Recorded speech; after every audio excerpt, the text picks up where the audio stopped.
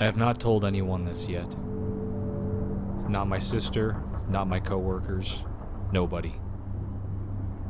I am only posting here because I genuinely do not know what else to do, and I have not slept properly in about 3 weeks. I moved into this house in March. Nothing special about it. Single story, older neighborhood. The street is quiet, except for Thursday mornings when the garbage truck comes too early. I took it because the rent was decent and I was tired of apartment living. That's it. No gut feeling, no weird vibe when I toured it, just a house. I work nights at a logistics company. Data entry, boring stuff. I get home around 1 a.m. most days, sometimes closer to 2.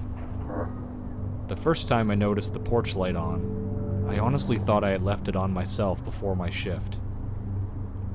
I was half asleep. I turned it off, went to bed. Woke up the next morning and did not think about it at all. It kept happening. Not every night. This is the part that kept making me doubt myself. If it was every single night, I would have called an electrician immediately. But it was random. 3 nights off, then on. A whole week of nothing, then 2 nights in a row. I started keeping notes in my phone because I felt like I was going crazy. Just the date and light on again or nothing. I have 23 entries in that note. My coworker Marcus told me it was probably just a short in the switch. He said his bathroom fan used to turn on by itself for like 6 months before he replaced the switch plate. That explanation made me feel better, for maybe 4 days. Then I actually looked at my switch. It is a brand new switch. The previous owner must have replaced it recently because it still had that fresh paint smell around the edges where someone had repainted the wall after installation. So it was not old wiring. It was not a worn-out switch. I did not tell Marcus that part. I want to pause here and say that I am not someone who believes in this stuff. I grew up in a pretty no-nonsense household. My dad would have laughed at me for even writing this. I am writing it anyway because I saw what I saw, and I need somewhere to put it. I set up my old phone to record one night, propped it against some books on the shelf across from the front door, where you can see the switch clearly. Turned the light off, double-checked the camera was running, and then went to bed. At 2:17 a.m., the light turned on. I watched that footage maybe 5 or 6 times the next morning. My hands were actually shaking a little by the third watch, and I am not someone who shakes easily. The switch did not move. Nobody touched it. The light just went from off to on, like someone edited the video. One frame dark, next frame, the yellow glow is there, and the switch is still pointing down. I sent the clip to Marcus and just said, "Explain this." He said it was probably a ground fault issue, and sent me a YouTube video about electrical gremlins in older homes. I did not respond. My neighbor across the street is a guy named Dave. Retired, probably late 60s. The kind of guy who is always doing something in his yard, and notices when your trash can blows into the street before you do. I do not know him well, but he seems decent. I knocked on his door on a Saturday morning and asked him straight up if he knew anything about the house. He was quiet, for a second too long, before he said anything. He told me the family before me had the same issue with the light. Said they thought it was electrical. Had someone come out twice. Nothing was ever found wrong. I asked him how long it went on, and he said the whole time they lived there. About 14 months. I asked why they left. He said that the light was not the only reason. I pushed him on it, and he told me that the wife used to see someone standing outside at night, on the porch, or near it. Always when the light was on. She told Dave it did not feel threatening exactly. More like someone keeping watch, Dave said he never saw anything himself, but he believed her, because she was not the type to make things up. Then he said something that stuck with me. He said she told him once that it felt less like something watching the house, and more like something watching over it. I went home and sat in my kitchen for a long time after that. I started staying up to watch. I know that was probably stupid. 3 nights I fell asleep in my chair around 4 a.m. and woke up stiff with the porch light glowing through the window. Nothing to show for it except a sore neck. The 4th night I made coffee and stayed awake. Nothing happened until almost 3 a.m. and I was genuinely about to give up. I stood up to stretch and looked toward the front window out of habit. There was someone standing at the edge of the porch, not fully in the light, right at the border where the yellow starts fading into the dark of the yard, standing with their back mostly toward me, like they were looking down the street. Very still, the kind of still that felt deliberate. I stood there for, I don't know how long. Probably not as long as it felt. Eventually they just walked away. Normal pace, down the sidewalk, and then they were gone, past the edge of my window. I did not sleep that night. I sat in that chair until the sun came up. I called the non-emergency line the next day. Officer came out, looked around, and said no signs of anything. Probably just a neighbor out for a late walk. She was nice about it, but I could tell she thought I was being paranoid. And maybe I was. I filed the report anyway. That was about 2.5 weeks ago. Here's the best part I've been putting off writing. Last Tuesday I was up late again, not even watching for anything. I just couldn't sleep. I was on my phone in the dark living room, and I looked up at the window for no reason. Just one of those random glances. There was something at the far end of the street. I say something because I don't know what else to call it. It was standing in a way that was not quite right. I can't fully explain what I mean by that. The shape was off somehow. The proportions maybe, or the way it was holding itself.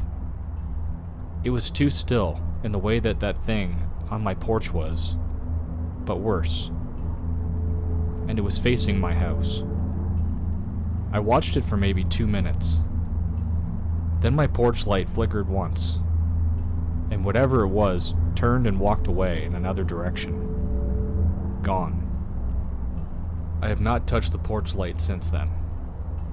I do not know what the figure on my porch is. I do not know if it is connected to the light, or if I am just pattern matching, because I am scared and sleep deprived. My sister keeps texting me, asking why I seem off, and I just keep telling her work is stressful. But I keep thinking about what Dave said. Watching over it. I do not know what is at the end of that street. I do not want to know.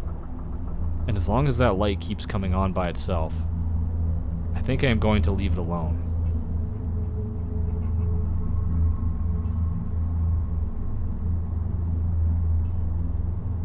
I had a conversation with my mom last night, and she randomly told me about something that happened when we lived in this old house years ago. I thought I'd share it here. This was back when I was in elementary school. I don't remember why we had to move out, but I was really upset about leaving my friends behind. A family we knew let us stay temporarily in their old house, while my parents looked for a more permanent place. They warned us it was old, and a bit worn out, but livable. The moment we got there, something felt off. I got goosebumps immediately, and my youngest sibling refused to even step inside. She just stood there, crying. The atmosphere felt heavy. The house had 2 rooms and an attic. I used to go up there and found a bunch of old makeup and documents. On the first night, my sister kept tossing and turning, and eventually moved to the other side of the bed. The next morning, she told me, and made me promise not to tell our mom. That she saw a little girl sitting on top of the closet, just staring at us. We ended up fighting because I thought she was trying to scare me. But after that, neither of us wanted to sleep on that side of the bed anymore. A lot of weird things happened during our stay, but this one stuck with me the most. My dad is a painter, and at the time, he was out of town for a few days. One night, my mom had a nightmare. In her dream, she saw a man sitting in the living room with a little girl beside him. They were both staring at her, mouthing something she couldn't understand. Then suddenly, she saw my dad behind her, grabbing her shoulders and telling her to wake up because my sister had a fever. She also said it was 3 a.m. and that there were 2 men outside trying to break in. My mom woke up immediately and checked the time. It was exactly 3 a.m. My sister, who was sleeping next to her, was burning up with a fever. My mom rushed to the living room and turned on the outside lights. Right after that, she heard a loud thud on the door, followed by footsteps running away. I asked her if she was just trying to scare me, but she insisted it really happened. She also told me something I didn't know before.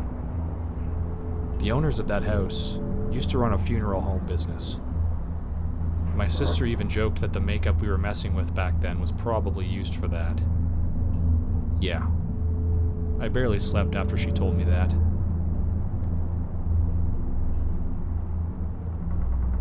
As a child, I was surrounded by religion, although not entirely understanding the complexity of it. I knew of ghosts and goblins and things that go bump in the night. Having 2 older brothers who loved horror movies and creeping the hell out of their younger siblings pushed me into the macabre and terrifying at a very early age. However, this was different. This was something outside of normalcy and rationality. We had this painting, a painting of a lighthouse on a small island, with an overlooking cliff on the foreground. There were fog clouds over the top, but not to as obscure the stereotypical red spiral of the lighthouse itself. The cliffs were an amber color, almost like a grassy field in the late evening. This painting would become the object of my childhood attachment to something. The thing was, I swear up and down that this is true, because deep down, it has to be, that if you stared at this painting, the sea would spray ever so lightly, or the clouds would move across the page, animated for fractions of a moment, before settling back down to its original orientation.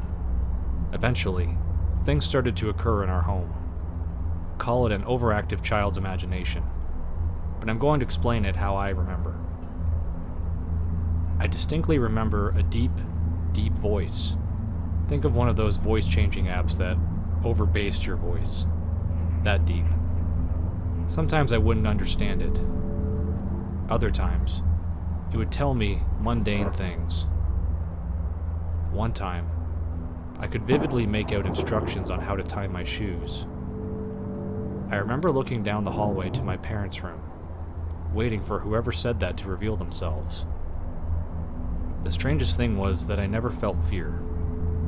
I was maybe 7 or 8 years old at the time, so I should have known something was wrong. But it didn't catch up to me until my late teens for reasons I will get into later. The dreams I would have in that house were wild as well. The closet held an enigmatic grip on my mind, seeming to be infinite in the darkness. The hallway doors always seemed to be cracked open at night, despite my parents always making sure they were closed. My brother was too young to use the bathroom by himself, and my sister would wet the bed. Sorry, sis, but it's an important point. Because she was afraid to get up at night. I also remember never wanting to look in the mirror at night, although that could be attributed to the Bloody Mary craze that shook every elementary school at the time. Unfortunately, dear viewer, that was my extent of the paranormal attachment to that house, and moreover, that painting. That is, until one night my sister, Buddy, and I were staying up late watching scary YouTube videos. Shout out to Chills. I had never disclosed the above to anyone, in any capacity. So what I was about to hear shook me to my core in a way I didn't know you could be afraid. The stereotypical hair standing on end, tears filling your eyes, and going completely catatonic. We were talking about scary things that happened to us, and my buddy Jacob was telling of a time that he and a mutual friend of ours went to a graveyard and swore that they saw something scurrying around that wasn't a dog or a raccoon. I told of the time that I was out during an orienteering trip in high school and came to a clearing, alone, to see a large wolf staring right at me, and continued to as I kept facing it as I passed. Then my sister's turn came. So basically there was this painting we had with a lighthouse, and I swear it would move if you looked at it. I froze and listened. She went on about how she would hear a voice, but it was bitter and angry. At night, she would see someone peer through the cracked door. She would have dreams of large eyes staring from the closet at us in the room. One dream she had was that there was an extra door in the hallway, and she opened it to reveal a deep basement. As she descended down, it became very grimy, with leaves and dirt covering the steps. Then, this 5-year-old girl turned to see a couch littered with mutilated women, with "You're next" written in blood. Again, this could be an overactive child's imagination, or something more. It was after that, she noticed I was very upset, to the point of tears. Her brother, who recently got back from basic training not too long ago, reduced to a teary-eyed wreck. She asked what was wrong, and I explained my half, and how the absurdity of not just one of us, but both of us experiencing the same thing, although in different ways, was mind-blowing. I consider myself a religious man to this day, and I don't want to know exactly what it was we experienced, as I would prefer to be ignorant. To this day, recalling these events still causes my hair to stand and eyes to water. It was a type of fear you can't get from a horror movie or video game.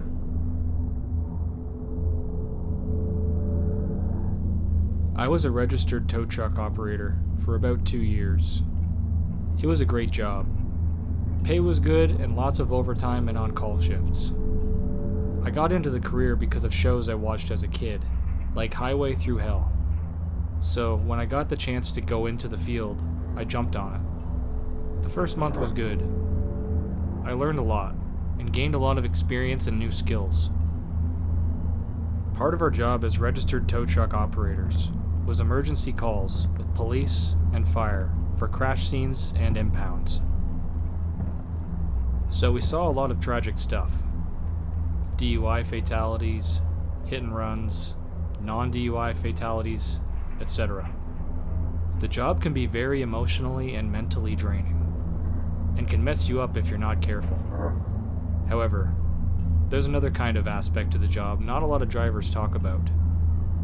The paranormal, odd stuff, or calls that unsettle you. Almost every tow truck driver has experienced it. It was a snowy, cold November night in 2023. We didn't get a lot of calls that day, so I was just chilling at the shop for my on-call shift. The night was going by very slowly. We hadn't gotten any calls for hours, so I lay down for a bit, not expecting to get any calls for the night. Then all of a sudden I get a call for a broken down Washington State Patrol car that's stuck on this dirt road. I didn't think too much of it at the time because it wasn't too weird for me, since I have gotten a few calls like that before. So I hop into my flatbed and drive up to the call's location. The directions took me a good 30-ish minutes outside of the city to the mountains on the I-90.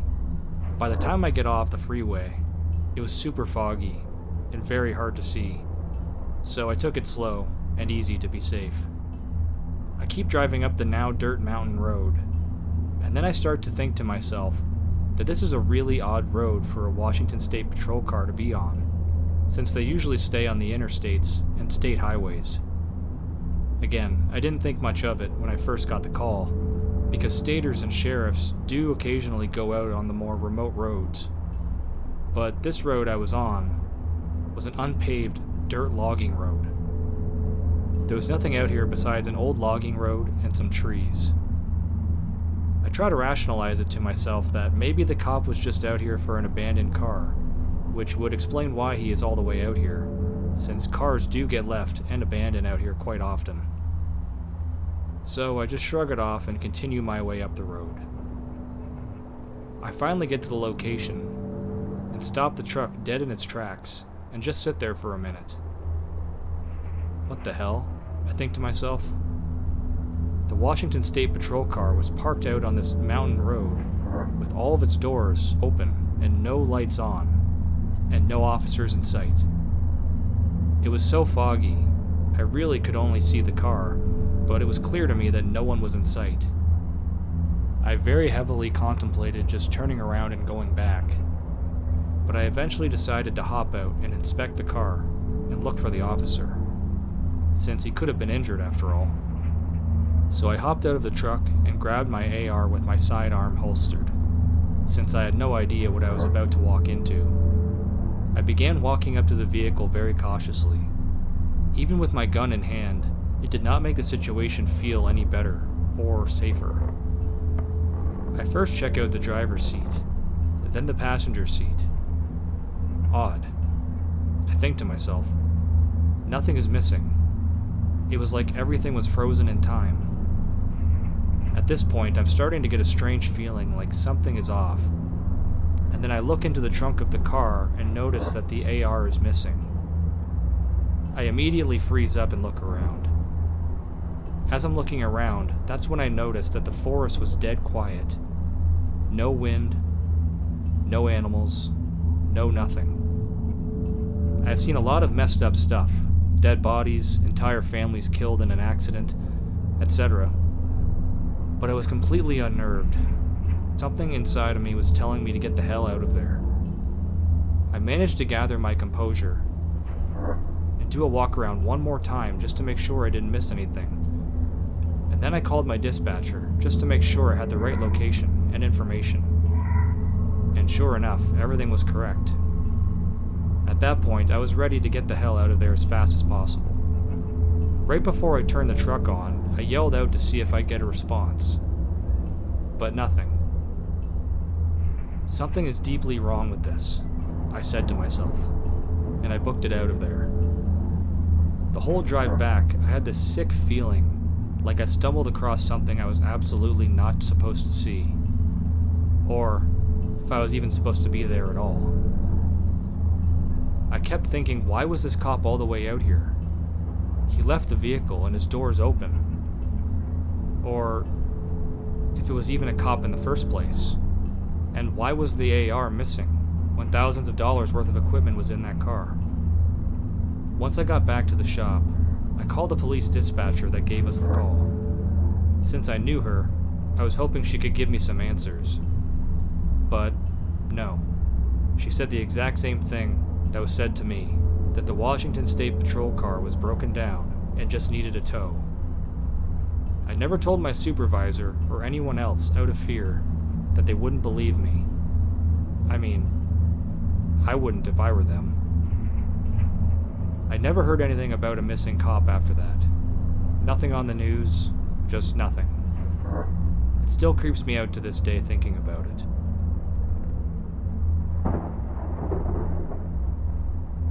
So, the first incident happened about 2 years ago.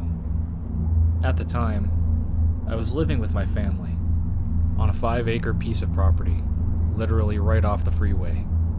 Like the back of our yard ended, and the freeway was about 10 feet away from the back fence. Anyway, we lived there for about 8 years, and for a while, nothing happened. So, for context to this story, the house was at the front of the property, maybe 40 feet from the road, not the freeway, but a back road. We had a small corral/shelter we had built right after moving there for my brother's 2 horses. However, at the time of this story, my brother had moved out and taken his horses with him. My mini purr cow, Dexter, lived in the corral at this time. The corral was maybe 100 or 150 feet from the house. It was closer to the freeway than the house. Anyway, one night I had gotten my 3-month-old border collie and taken her with me up to the field to the corral to feed my cow. Now, I have pretty bad eyesight, and I wear glasses. But at the time, I had just started wearing them and couldn't wear them long without getting a migraine. So I had left them in the house. Things far away from me were blurry. We had 5-acre properties on both sides of our property. To the south, a very nice family lived. To the north was an empty lot that switched owners a few times, but nothing was ever built there. While I was feeding the cow, I noticed something, or someone, standing on the property to the north, which no one owned at that time. I brushed it off at first, because there was a tree on that property, not far from our fence, and I couldn't see well because I wasn't wearing my glasses. So, anyway, I turned back to Dexter to throw another pitchfork of hay to him. And when I turned back around to get another pitchfork full, the object, which was black and blurry, had moved closer to the fence, to the point where it was maybe 10 feet away from me. About 3 feet away from the fence, though still in the neighbor's yard. And I could see the tree that I had originally thought it was behind them, quite a ways. I freaked out because my eyesight was so bad. Everything that far away was so blurry. I have no idea what it was, but I'm positive it was a human. I grabbed my dog, and because I didn't want whatever it was to know I had noticed it, pretended I was talking to my dog.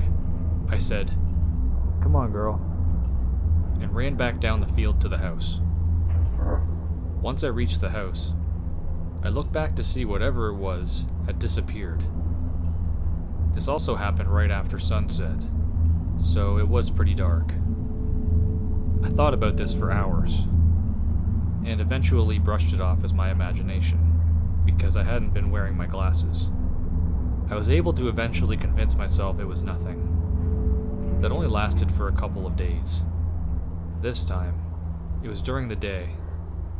I was out front this time, in our rose garden, playing with my cats. I heard a buzzing, which I immediately recognized as a drone. I knew this because a few of my cousins and friends had drones, and would fly them at our house to get cool views of the freeway.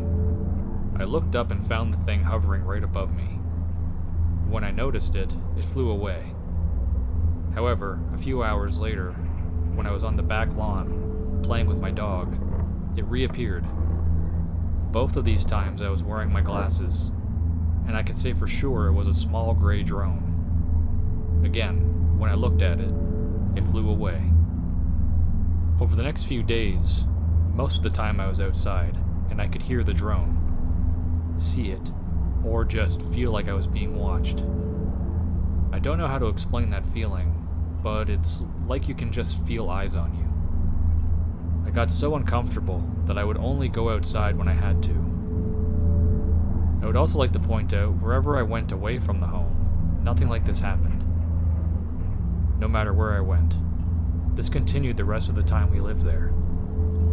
Also, my dog, who lived in the backyard, would randomly bark at things at night, though it could have been deer or coyotes. Another strange thing was sometimes at night, I would hear taps or knocks on my bedroom window, but I never dared open them. One of my brothers often saw the silhouette of a person wearing a ball cap, walking past his room in the middle of the night. We had an 8-foot fence surrounding our yard to keep the deer and coyotes out, and an 8-foot tall gate. This gate could only be opened by a fob, and it was hard to climb over. We didn't have a main gate, so it wasn't just like anyone could walk into our yard. We also lived in pretty much the middle of nowhere, with only a few neighbors. Anyway, about a year later after the first strange occurrence, we decided to move. As the house was a 7-bedroom, and there were only my parents, my brother, and I living there. At the time we moved in, our other siblings had lived with us, but had moved out over the 8 years. We needed to downsize not only the home, but 5 acres was getting hard for us to take care of. So we moved to a small house in a pretty neighborhood, with neighbors on every side, but behind us. We had a huge field behind us. Since we moved here, I have never felt, watched, or seen a drone. I mostly forgot about the weird things that had happened, until about a month ago. After we moved here, we got a small inside dog, who sleeps with me. I still have my border collie and husky mix, but the house is too small for them, and they are more guard dogs, and live outside. Anyway, so, one night I opened my window, since I have no fan in my bedroom, and I was roasting. I opened the window a couple inches, then closed the blinds. While I was scrolling on my phone, suddenly, my dog, who was curled up sleeping on the end of my bed, sits up and looks at the window. My window is on the front of the house, facing the street. He stared at the closed blinds for a second, and then growled. I was terrified. This dog was only 8 months old, and he had only growled playfully when I was playing tug of war with him. He continued to growl at the window, even after I'd told him to stop. He is a very obedient puppy. I finally opened the blinds. There is a street light between ours and the neighbor's yard, so I could see pretty good, and I couldn't see a thing. I closed the blinds and laid back down. Not 10 seconds later, he started growling again. I was so scared that I got up and checked again, but still couldn't see anything. I finally shut the window and locked it. When I laid back down, he curled up next to me and went to sleep as though nothing had happened. This happened again about a week later. Since then, I haven't opened my window at night. Still, there's one more thing that happened that may not be related, but is explainable. My mom and I have been renovating the front yard since my brother and dad work, and before we moved into this house, it was untouched for 8 months. So one day we pulled up some dead bushes, and they had been planted inside tomato cages. I have no idea why. Most of the cages were twisted and unusable, all except one. Mom put it between 2 giant pine trees in the front yard, since we were going to use them the next morning, and it was getting dark. The following morning, the tomato cage that was on the front lawn was destroyed, and I mean destroyed, twisted in all manner of ways, and it was metal, meaning no animal could have done it. I still have no explanation for any of these events. I have no idea if I have a stalker or not, but it's freaky as fuck.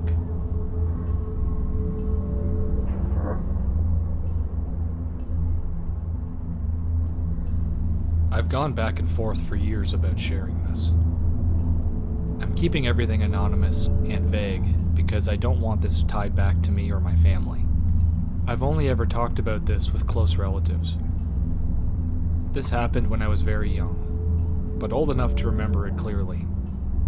My family is Christian and believes in God, and while I didn't understand much at the time, now that I'm older, I view this as spiritual and demonic. At the time, we lived in a house where the living room and kitchen were one open space. We had an old family desktop computer set up in the living room, near the TV. One night, while both my parents were home, and my siblings and I were in the same area, my oldest sister was on the computer watching one of those pop-up scare videos that were popular back then. She called me over to watch it. I got startled and laughed it off, and went back to playing. She then called another one of my sisters over without warning her.